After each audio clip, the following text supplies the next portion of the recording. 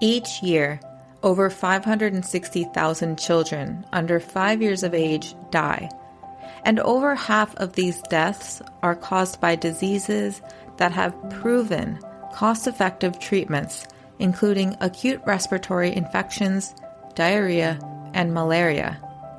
But the question is, why are these children dying? Why can't these families access care? It happens to be that in resource-limited settings, families face incredible barriers to care. This can include infrastructure that can be difficult to navigate, poverty, and the topic of today's conversation, nighttime presentation. So, what if a children gets sick after hours? Oftentimes in these resource-limited settings, when local clinics have closed for the afternoon, families with children who present with illness during the nighttime are forced to wait until the morning for non-emergency care. But this waiting game can put these children at risk and transition their non-emergent illness to an emergent illness that needs immediate care. This is where MotoMeds comes in.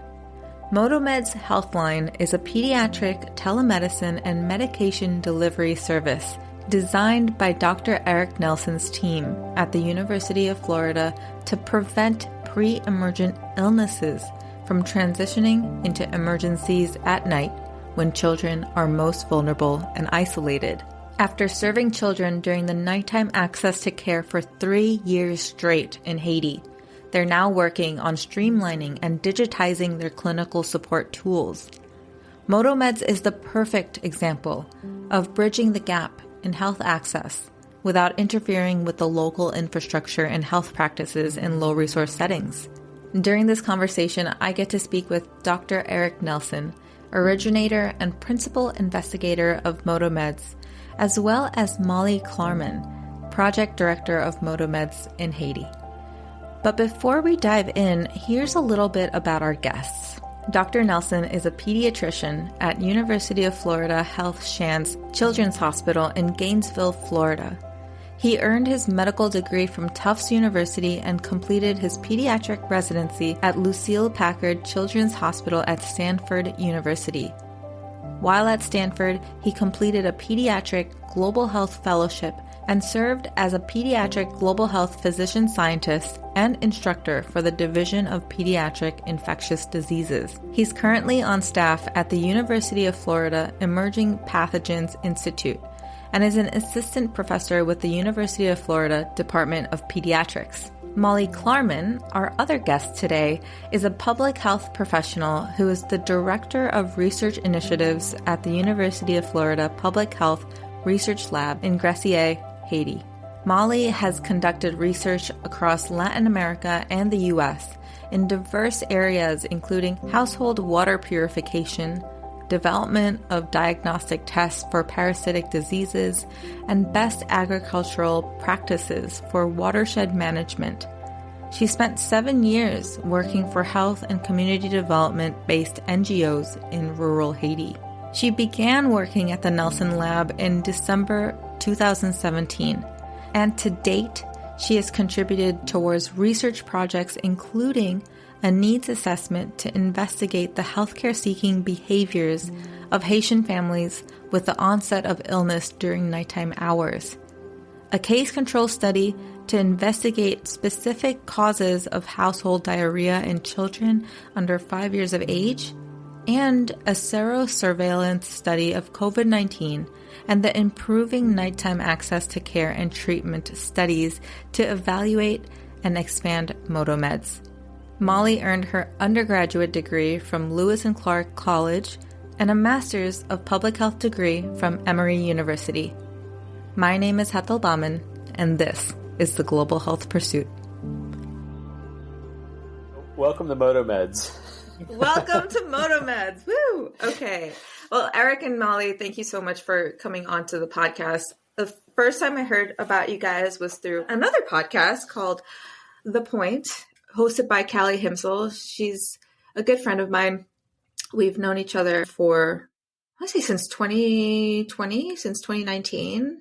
She was actually the first guest that I've ever had on a podcast. Because when I first launched Global Health Pursuit, before I relaunched it, she was my first guest. So it was just so nice to hear about you guys through her. Once again, thank you, Molly and Eric, for coming on the podcast. I think this is going to be an awesome discussion. I was just so intrigued by your stories and what you guys do. So Eric, I'm going to start with you first. What's your story? What is my story? What is your story? That's a complex question. My story is that I'm a pediatrician. Okay. I'm a microbiologist. And I think I put those two together in such a way that I see problems that are meaningful to patients, meaningful to doctors, that are actionable. And then I bring them back to my laboratory and I chew on them and I try to combine technology, engineering, infectious disease knowledge, clinical knowledge to try to solve those problems. That's the short answer. And you have your own lab. Your lab is called MotoMeds, or what do you call your lab? Yeah, so I am an associate tenure professor at the University of Florida. Mm-hmm. I have a laboratory at an institute called the Emerging Pathogens Institute. Our job in our lab is to think about how can we better respond to outbreaks in their totality. Mm-hmm. And then we do that through the lens of cholera outbreaks, which typically happen at a very large scale across countries and prey upon countries that are devastated in terms of infrastructure, economy, and politics and leadership. So when you think about the journey of a cholera patient, there's many steps along that journey, and there's many failures that we have in responding to the needs and wants of those patients as they experience a cholera, outbreak. And the roots of MotoMeds comes from, some of those failures in that in 2010, we had co-written a book on cholera outbreak management. And we worked in Cité Soleil in Port-au-Prince, and we could only operate clinically for 6 hours a day. And on the off 18 hours of that day, patients would get sick from cholera. They'd have a lack of access to knowledge and an oral rehydration solution. And they would have high rates of morbidity, mortality, death in such a way that we couldn't do anything about it because we couldn't work in those areas because it was unsafe. And so that's the very first step of the patient's journey. And we were asking, how can we extend care to those families early? And at the same time, in the clinic, we do things like clinical decision support software development. We do diagnostic development. We do antimicrobial research, and then also think about which drugs we should use, resistance. And then we take that whole body of discovery, and then I sit with the World Health Organization, and we funnel that onwards to the WHO so they can make policy. But MotoMeds is really at that first step.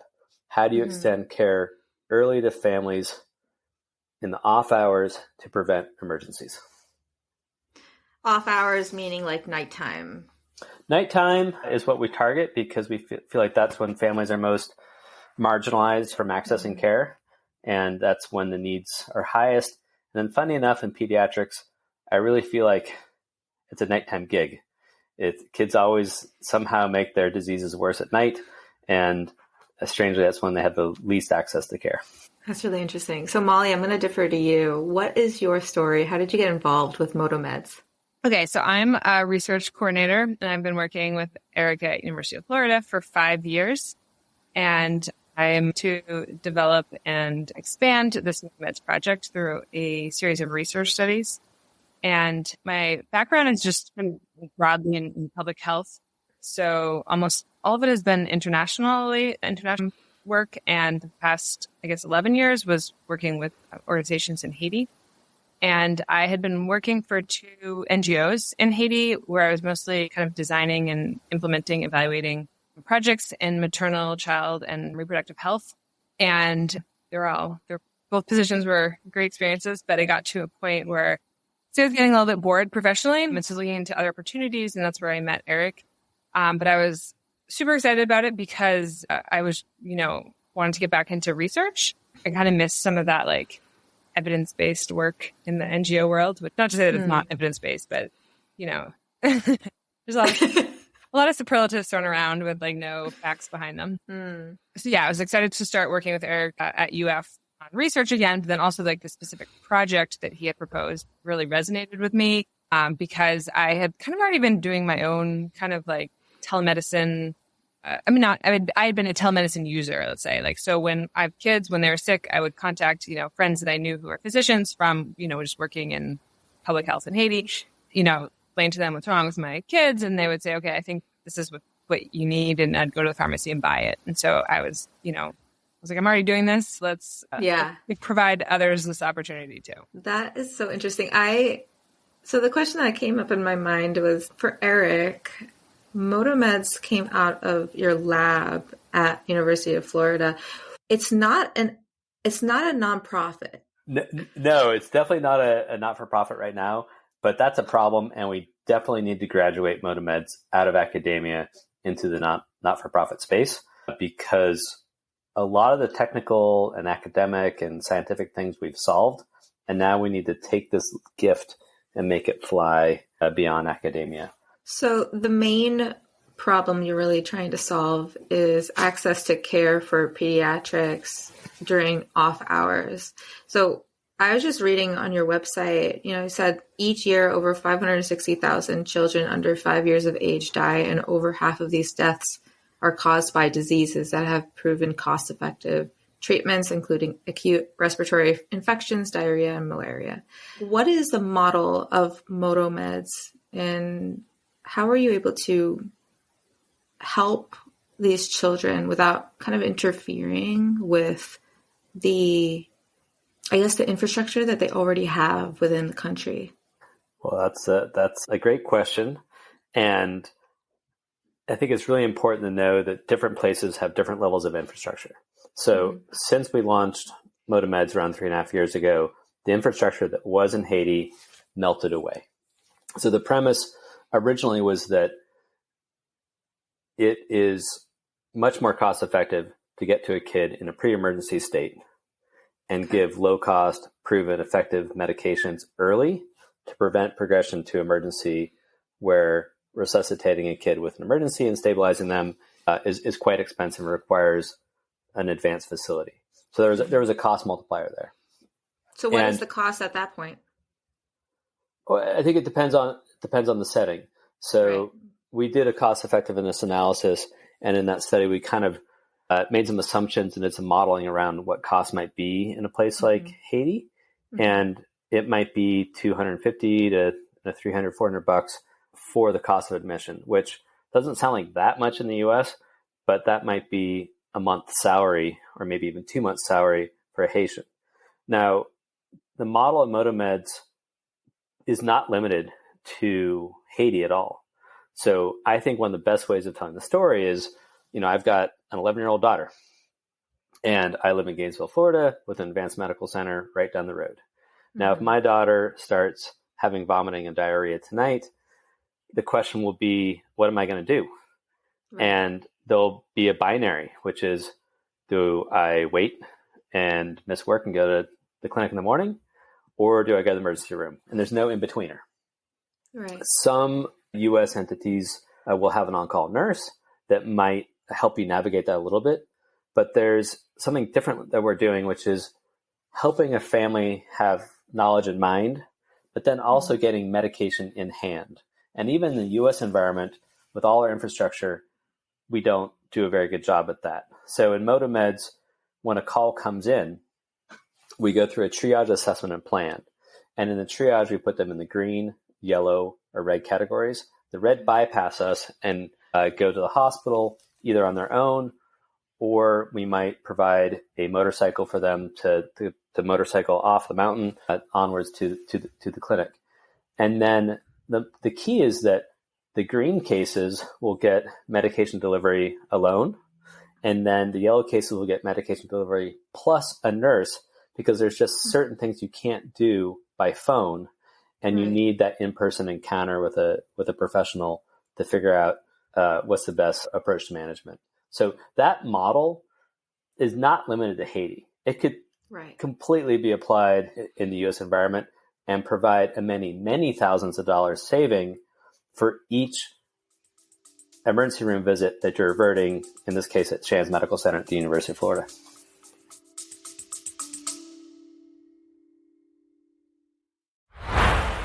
Hey there, I hope you're enjoying this episode. And if you are, would you do me a tiny favor? Show me some love by doing one or more of these three things. A, click the support this podcast link in the description to donate a few dollars toward the production of this podcast. My dream is to do this full time, and your support would mean the world.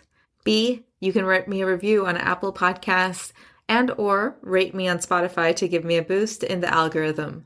Or C, share this episode with someone who would love it just as much as you do.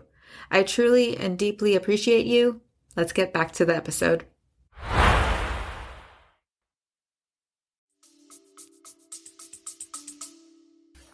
So what's the timeline, like from the moment that somebody calls in to when they actually get their medication? That is another great question. So in trauma, we have this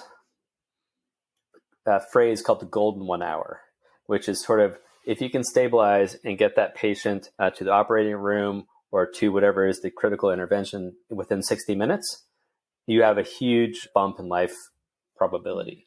And so we kind of took that idea of the golden hour and rebranded it as the silver 2 hours, which is the idea that if we can receive a call, go through the triage assessment plan, get a nurse plus a motorcycle or a motorcycle alone to that household in under 2 hours, we think that the clinical exam and what we hear on the phone will probably continue for those 2 hours. And in practice, Molly and the team in Haiti average kind of in between 70-ish minutes and 80-ish minutes on their delivery time, which is amazing because there's no electricity, there's no address system, and there's no formal roads. So in terms of, I'm going to defer to Molly now, in terms of like guidelines of care. So what is currently being used to support clinical decisions in these areas?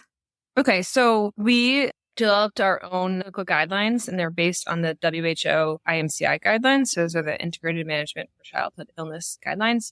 Those were meant for in-person interaction, but lower level, so like kind of like community clinics. And so we used those guidelines and adapted them for telemedicine use. And we ended up with like 3 resources. One of them is like a 12-page document that we call the clinical guideline. And it's split up into 6 different common childhood illnesses. And there's this other category. And then within that, it's stratified by like triage level. So as Eric was mentioning before, mild, moderate, and severe. And then within that, there are recommendations on like how to treat the illness. So like what kind of medications you might use and dosing and where to treat them if it needs hospital level care, if we need the in-person nurse visit, or if we can do delivery.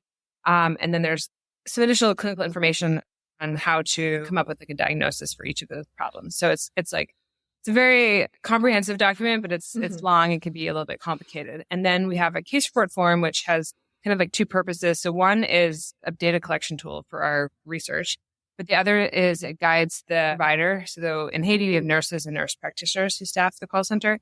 So the case report form guides them in which questions to ask the parent about the child's condition and history, because a child who's calling about diarrhea is not going to get the same questions as a child who's calling about a respiratory problem. So the case report form guides them, and there's also some clinical decision support that's embedded within it, but it's not the full kind of clinical tool that is in the clinical guidelines. So it's just kind of like key common kind of tips, you could say, in there. And then we have a medication formulary, which is basically a list or a spreadsheet of all the medications that we have in our pharmacy, and then the dosing and side effects. And so it's like, it can be complicated when you're using these tools. You have to cross-reference. There's 3 different documents. And then when you have multiple problems, so a child is calling about diarrhea and a respiratory infection, in some areas you kind of just combine the recommendations, but in some areas, great, we don't want to prescribe 2 antibiotics. So then you have to choose which of the 2 that you might potentially be offering is the better one. So there are definitely limitations with the paper tools. And that's why we have been working on creating an electronic digital decision support tool that will incorporate all of these different components. And then the other thing is there's a big learning curve to employment at MotoMeds, and it's very time and resource intensive to train new providers. And so like right now, it'd be hard to scale quickly and broadly. But we think with the new tool, we'd be able to train new providers much more efficiently. So you're saying that when the call comes in and the provider is like, okay, the child is like, these are the symptoms that the child is showing. And then they have these 3 paper documents that you just kind of have to sift through to figure out like what's going on. And now you're saying that you're developing a digital tool, right? So what would that look like? Are you just like inputting the symptoms and then something kind of spits out at you? Like what does that look like? Yeah. So, we have a few guiding principles. One comes from Steve Jobs that said that simplicity is the ultimate sophistication. Yep. And that's a guiding principle for everything that we've done. So the National Institutes of Health funded the design of MotoMeds, and they funded a big piece of the development of this clinical guideline so that we could validate what we hear on the phone with what one would see at the bedside as a reference standard. So now that we've gone through that validation phase, the trick is how then do we digitize it? And in other parts of my work, we digitize WHO guidelines, and we do that through a process called human-centered design to really think about the provider, where they're at, and what are the limitations and pressures they have on their time, and how to get something built that's fast, accurate, and pleasurable to use. And a lot of what we have in the US would not be functional in a place like Haiti because of shoddy, connectivity, right, or simple things like maybe, like a cell phone case that causes the phone to overheat and then the chip slows down on the device. There's all these like different things. And so you have to be on site to develop such software. So in a whole nother part of my life, we've done a lot of software development, and we've come down to a relatively simple design that's basically a calculator format where you have an input and an output. And it's going to be simple. It's not an electronic healthcare record system. It doesn't have a username and password. It's going to do a calculation for you. Now, we worked with thyroid disease in the past where you just have one input page and one output page. But we took all of pediatrics and boiled it down to 6 chief complaints plus other. So even with 6 chief complaints, it's still kind of 6th dimension chess. right. And so the way that the pages lay out is that there's 5 input pages now. There's basically a vital sign page that's virtual or in person. There is a danger sign screening to identify any patient that has a disease agnostic danger sign. And then there's a page where you pick your problem. And you pick the problem the patient's calling about, and then you go to you sideswipe to a page that will drill down deeper into questions specific to that problem. And then you press advance, and then there's a screening for dehydration status, because generally, no matter what the chief complaint is, children are susceptible to dehydration. There's a meds and allergy, a safety check, and then a press to calculate. And then you get to the output page, which gives you a summary, a rehydration plan, medication specific to those problems, where to treat the patient, how to do follow-up, and then it's simple. So our design requirements are such that a provider should be able to get through that in kind of 5 to 8 minutes, because our overall... As opposed to... Well, so right now our call times are about 22 minutes, and we want to get that call time down to kind of between 12 to 16 minutes. And there's a lot of things that have to go, happen in that short time frame, including calculating the dosing of those meds. Right. And so our goal is to kind of increase guideline adherence, increase call time, decrease time to delivery, and decrease that learning curve that Molly had mentioned. And then in the space of human-computer interaction, the other challenge is something very human, which is when you hear something on the phone, you're naturally going to do a pattern detection on if you trust or don't trust the information that's coming at you. And then you have to convert that to a sense of confidence of, am I confident to make a clinical decision based on what I'm hearing? And so wow, that's like a whole nother dimension. Yeah. So early on in the guideline, shortly after we started MotoMeds, the nurses were pushing back in a very good way and saying, look, we're getting data, we want to record it, but we need an option to say, I'm not confident. And then in the decision tree, mode of clinical decision making, the question is, how much are you going to go down a branch of a decision tree if that data is such that the provider's not confident in it? And so we've dealt with that on paper, and now we're working through that on the digital environment. And in the spirit of keeping things simple, right now we're not bringing any more advanced decision-making, more AI-related tools to the table. But clearly, decision trees have their limitations, and some of the AI tools can help us move through that difficult navigation of a provider that's good with facts, provider that's good with knowledge, and then a provider that's good with wisdom. Getting the wisdom takes years, but we're trying to, with our guideline and the software, make that a faster journey. Could either of you give an example of the confidence, like the difference in confidence and how that could affect your dosing or your, what you prescribe? Sure. So there's a couple questions that we've found that parents are either not understanding, and so they can't relay the proper information, or they, like, you could say, I don't say exaggerate, but I guess I'll say exaggerate. They sometimes think if they relay the situation to be like more urgent and more severe than it actually is, that they will like either receive like more care, faster care, or better care. But in the situation with MotoMeds, if we think you have a severe illness or a danger sign, then we're going to send you to the hospital, and then you won't receive any care from us. So it's kind of like counterintuitive. So what happens is some parents will, like I said, just make their situation seem like more severe, and then sometimes they just don't understand the question.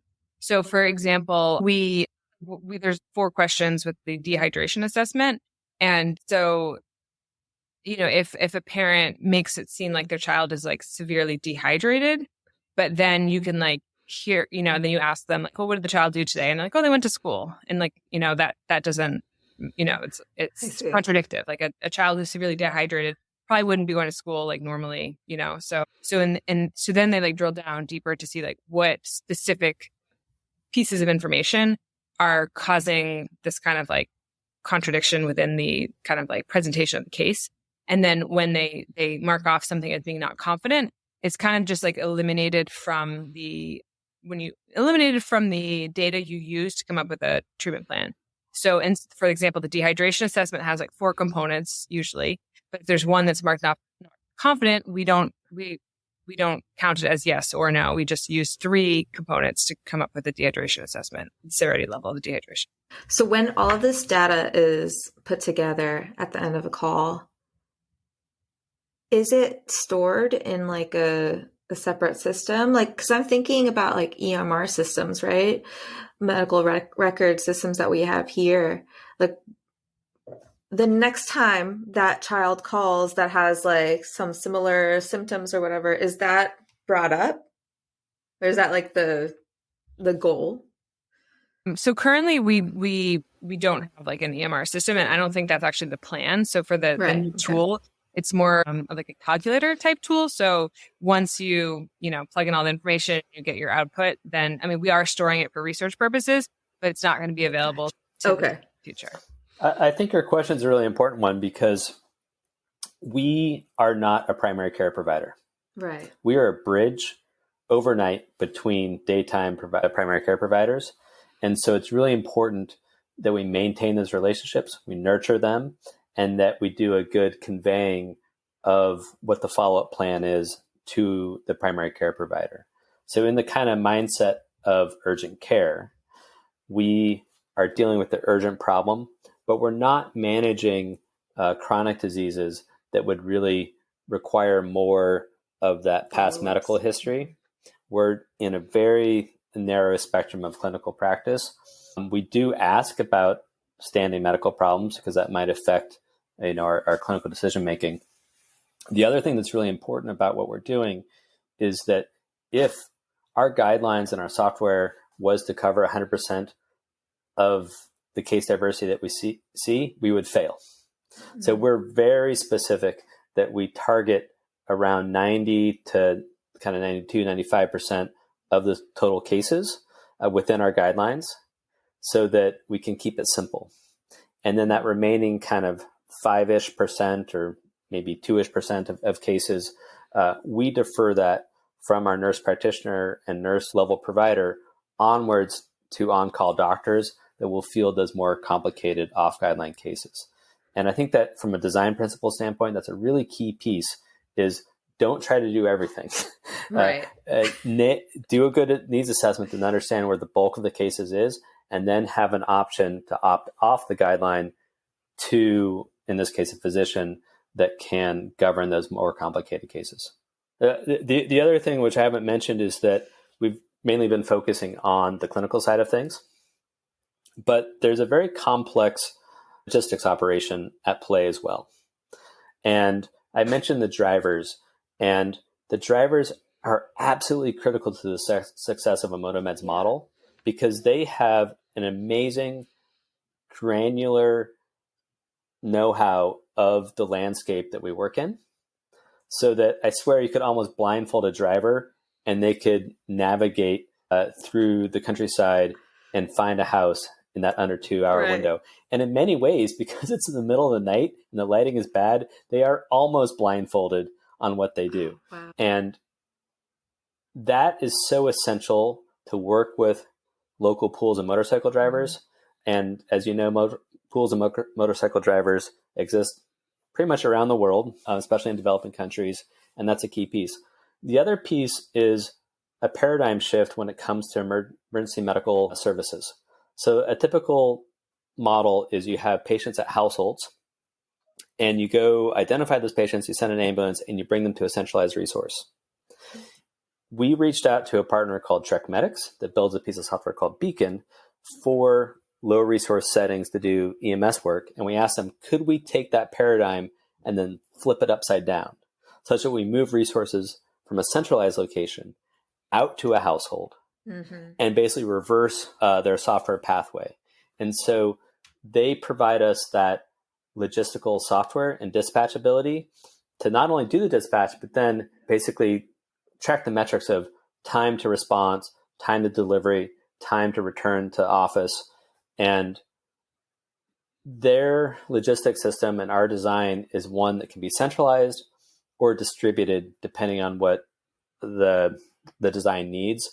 So in Grecier, our call center is physically there, and then our nurses are either at the call center or at home. Our drivers are typically at home, and then we dispatch from there. In Okai, it's a very distributed model. We don't have an office there. So calls come in the Grecier, and then we have on-call nurses and drivers in Grecier that will do the deliveries overnight.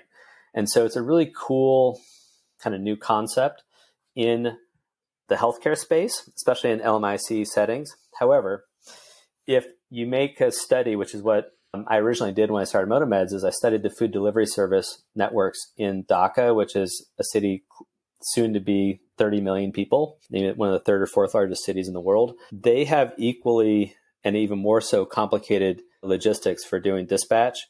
And we brought a lot of the know-how from the food delivery business into MotoMeds to think about not just working within the scope that we're at right now, but how would you then move to covering an entire country or branching globally? That's actually genius to look at the similarities of food delivery services. That's really interesting. So in terms of sustainability, and you said that you have all the nurses and the nurse practitioners that are on call, and then you have the drivers. Like, are all of these people paid? Yes. They're definitely all paid. So right now we're still like within the context of research. Right. So we're being funded by typical mechanisms for research, and then also through like private donations. And one thing that's been kind of, I don't want to say controversial, but we've been thinking about and talking about a lot is whether users are supposed to pay and how much do they pay. And so when we started in Haiti, we requested a contribution of $500 goods, which was the equivalent of about $5 US. And that was enough to cover the medications and then the delivery. So it didn't cover definitely didn't cover the cost of research, but it didn't cover the salaries of the nurses. And the drivers are getting paid by delivery. You could obviously use a different model where they are paid by salary. I mean, they use their own motorcycles, they put their own gas in, they take care of their own motorcycles, but you could, use a different mechanism too. And so we had we told families that in our advertising, we said, don't let the fee prevent you from calling. We didn't outright say that it was free, but we just told them that. And then when we were done with the consultation on the phone or the exam, we would tell them, okay, well, this is what we recommend. And then we tell them that there's a contribution of, 500 goods. And then if they say they don't have it, we would ask them if they have something less. And then they would either offer something less or they would say, I don't have anything. And then we would say, okay, well, it's fine. We'll still provide you with the service. And so when we started, we were getting about 50% of families were paying at least in part, if not full. And that's dropped down to about 20%. Now we're 3.5 years later, and could be for a number of reasons. I mean, the economic situation is significantly worse in Haiti right now, but also families could have, thought before that the fee was really kind of strict, and they're hearing it's free. It could have to do with the advertising, who's doing the advertising and how they're doing it. But one of the other reasons we wanted to make sure that there was that it wasn't free was because we didn't want families to delay seeking care. So instead of going to the clinic during the day, where they have to pay, they would say, okay, I'll just wait until nighttime and call MotoMeds for free. So we didn't want to dissuade them. I see. And then we also didn't want to disrupt the existing healthcare infrastructure. So those clinics that are, do require income, private clinics that, require income from their patients to operate. We didn't want to put them out of business. Now, like Eric said, the healthcare infrastructure in Haiti has completely changed, but that was the original idea. And there's a lot of studies on whether copays are good or bad or sliding scales. I mean, it depends on the situation. And I am not even, sure what's best in our situation, but that's how we started. And this is how we're still operating. That's really interesting. I mean, you started out saying that this is kind of controversial, or it might be controversial, because I mean, my family's from India. So I can get into the mindset of them, and I feel if one family that lives, right down the street is getting their treatment for free, then they'd be oh, well, we can get treatment for free too, and then it just kind of spreads like wildfire. It spreads like wildfire indeed. And it kind of speaks to this idea of value and unintended negative consequences that interventions like this have had on communities. So the partnership that Molly mentioned with our daytime providers is key. Don't want to create systems in which families will delay to seek care because it's free at night. And that's been a really contested debate that we've had with partners outside of MotoMeds. And so, there's a rich conversation going on, and it kind of speaks to this idea of the democracy of global health that is kind of where a lot of global health is going right now. And we have to be really good listeners with each of our partners as we think about expanding around Haiti, but also outside of Haiti, because those perspectives are very different. So in the expansion to Ghana with our partners at University of Florida, Torben Becker and Katie Flaherty, they're working really closely with the Ministry of Health in Ghana and the National Ambulance Service, which by decree of the Constitution and the way the healthcare system is set up, a free model is what has been deployed in Accra. And it's had strengths and weaknesses. And then it's really important for us to learn what are those relationships? How are we affecting not only the patient's experience, but also the providers that are, in this case, in Accra. And I have a feeling that everywhere we go and expand to, that conversation will be at the table, and we'll do our best to be good listeners. And so, there's a lot of people that are not on this podcast today.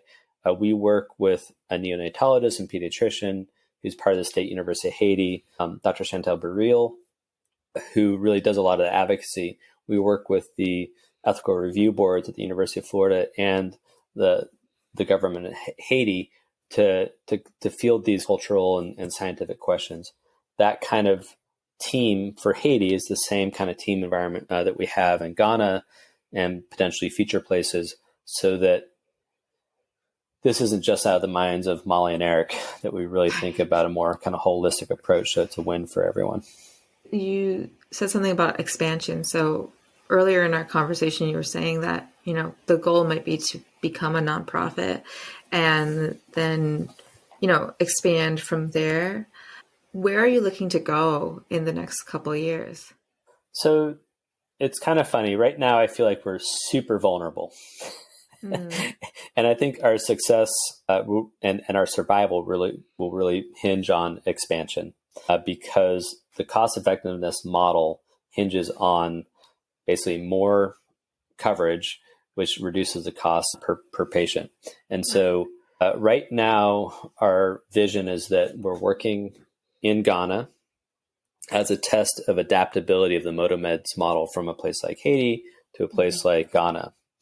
And we probably will maintain close ties with both those settings because it's a constant iterative process.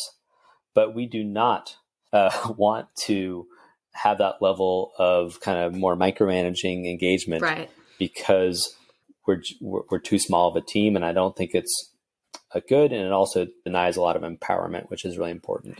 So the idea is that the logistical operation, the clinical decision support software, the overall business model, it needs to get packaged in such a way that it can be taken off of a shelf, either from the WHO or for a MotoMeds not-for-profit, and then localized to the needs and wants of, let's say, the Aga Khan medical system in Pakistan, or you kind of name your medical system, or an NGO that has an amazing network of community healthcare workers that do an outstanding job on hours, but they know quietly in the background that they could do better with urgent overnight care or weekend care when the community healthcare workers may be off hours or the logistics might be too hard. So we kind of view this package as inserting itself into government systems, but then also being a value add to NGOs. Have you started having those conversations with other NGOs or nonprofits?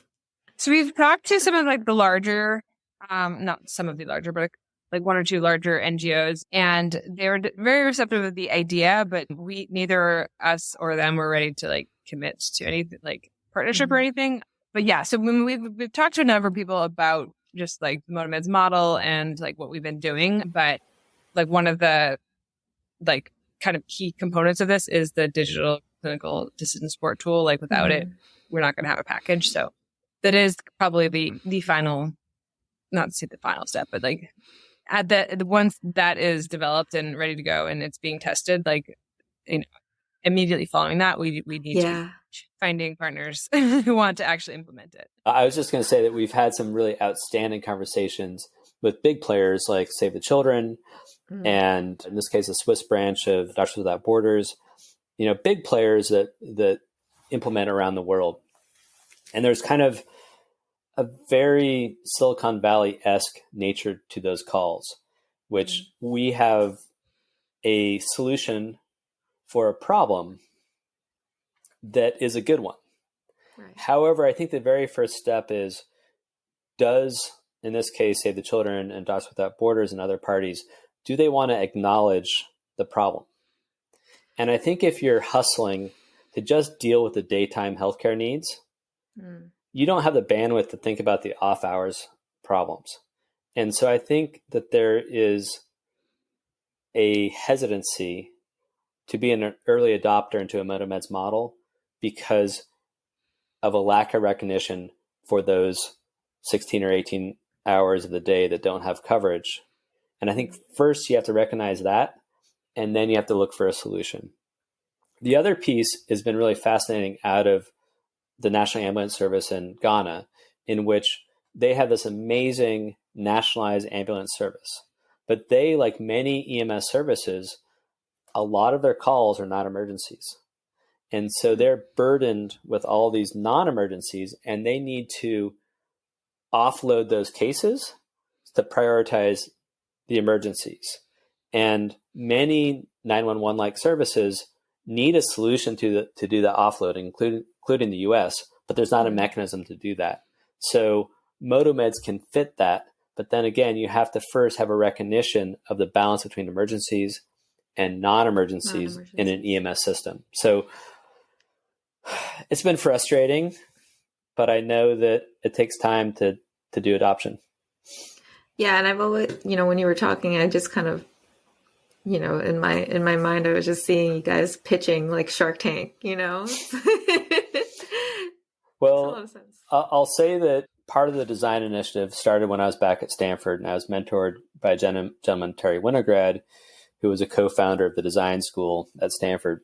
And he quietly was also an advisor to Larry Page of Google.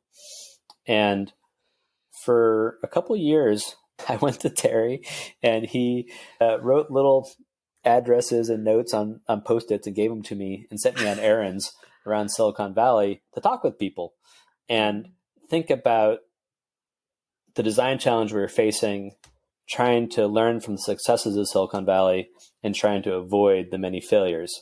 And, that experience has helped, I think, this design and pulled it away from where the College of Medicines are and think more about the anthropological needs, the sociologic needs. Mm-hmm. And those are key features, I think, that we've done a good job on. And then I am definitely seeing things through one lens, and Molly is a very complementing lens at the table. Yeah, I love that.